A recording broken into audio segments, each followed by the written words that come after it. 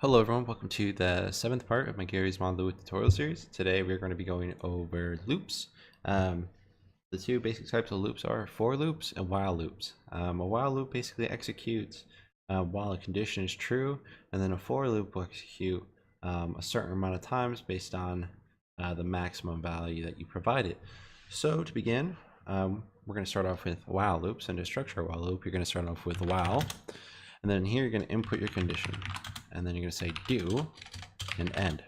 Notice that I wrote do instead of then. Whenever you see then, that is only exclusive for if statements. When you see do, that is exclusive for loops. So whenever you're looking at someone's code and you see do, it's because there's a loop there. So right now we have our condition. We are going to basically replace this with whatever we want to check. So I'm going to create a counter that makes this count a number from 1 to 10. So I'm going to say local count equals 1, and then in here I'm going to say while count is less than 11 do, and we're going to say print count. Right now if I save this, which I did previously, this would actually crash Garry's mod, and the reason for that is because count is not actually increasing. Count will always be 1, so if this is always 1 and the number never goes higher than 11, well, we're kind of screwed. So what we need to do is make sure that we actually count for that and say count equals count plus 1. So now if I save this, go in game, we get 1, 2, 3, 4, 5, 6, 7, 8, 9, 10. And that's what we wanted. That's perfect. Typically while loops can be a little bit dangerous. So I honestly, I really never use them. But yes, that is one example of a loop. Next is a for loop, and real simple, we're just going to do the same thing, but this time we're going to be doing it with, instead of a while loop, a for loop. So we'll say for I equals 1. So right now we are initializing essentially our counter variable. Before in our while loop we wrote count and we created that variable ourselves, but whenever we write a for loop we can just say for I equals 1. So we have this variable, it's called I, we can call it whatever we want, but we usually call it I, and we're going to set that value to 1. Next, we're going to put a comma, and then followed by that, we are going to write our maximum number. So I'm going to write for I equals 1. Let's see, 10 do, and then here we're going to print I. Before I save this, I'm going to clear console, go back in, I'm going to save it, and now you can see 1, 2, 3, 4, 5, 6, 7, 8, 9, 10. So it does the same exact thing. This might be a little bit confusing, so I'm going to kind of explain it. So whenever we first write this code, what it's going to do is it's going to initialize this value, and then it's going to get it all the way up to 10. So on the first time around, I is going to have the value 1. Then it's going to go back to the top. All right. Then I is going to have the value of 2, and then 3, and then 4, then 5, and 6, and 7. That's why whenever we print I, it's not printing a static number. It's this is printing our counter, and I can go ahead and actually change this to counter. And if I go ahead and save this, you can see we get nil, nil, nil, nil, because I doesn't exist anymore. What exists now is counter. So that's just our name for it. And you can see that we now get the numbers again. So if you're probably wondering like what would be like a really like appropriate use case for this. Well, if you ever, for example, have an inventory in game and you want to create a grid of every single item, you can loop over that player's inventory. Well, how do we do that? I'm going to go ahead and create a fake little inventory right now and then print out every single item in that inventory. So typically this would be stored on the player, and this would be, you would loop over the player's inventory, but we're just going to create a little make-believe inventory just in our space here. So I'm going to say local inventory equals table. So now we have an empty table, and I'm going to say inventory 1 equals and weapon underscore crowbar.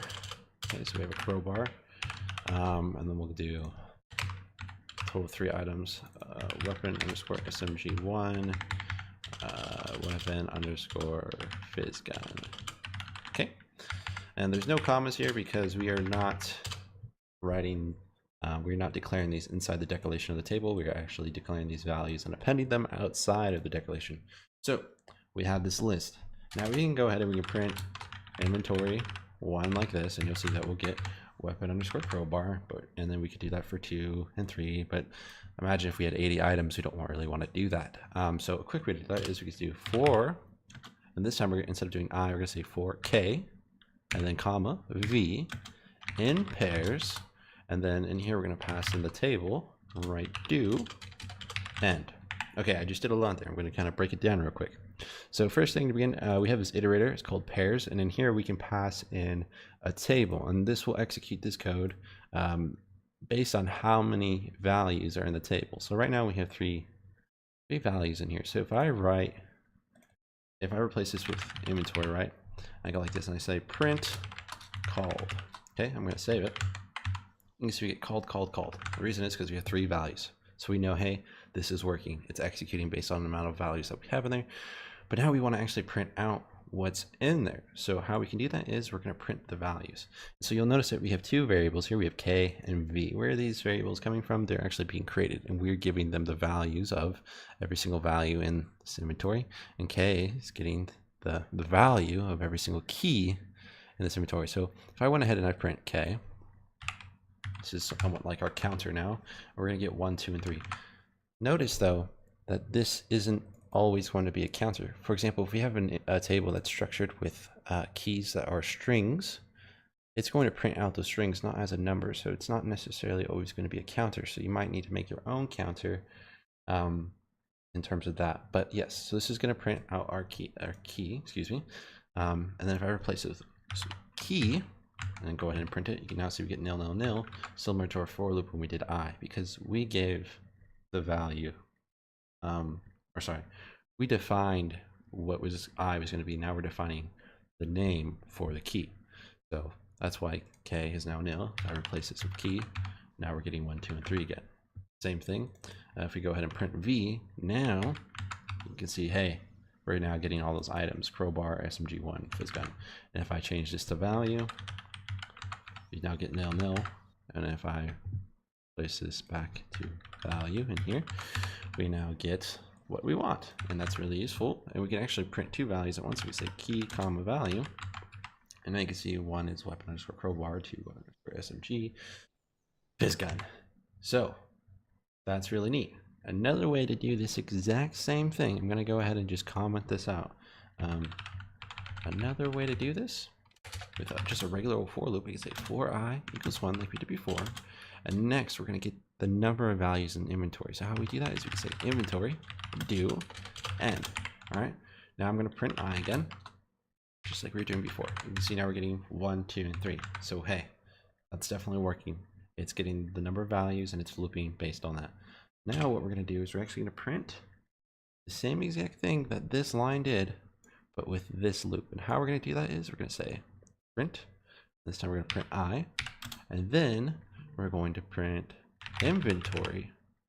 Okay, so we're going to index it at value I. Now we're going to save it, and boom, 1 weapon, crowbar, SMG, fizz gun. Why is that happening, or why is it working? So before, if I just went ahead and print inventory 1, we'd get the crowbar. If I did it with 2, we get SMG, 3 fizz gun. The reason why we're getting all the values here is because it's doing that exact same thing. It's going inventory, and then on the first iteration, I is 1. So it's going to say print 1, comma, inventory, index 1. Then it's going to loop over. I is now going to have the value of 2, and it's going to say print 2, comma, inventory, index 2, loop 3, comma, inventory, index 3. So yeah, that's a basic introduction on loops.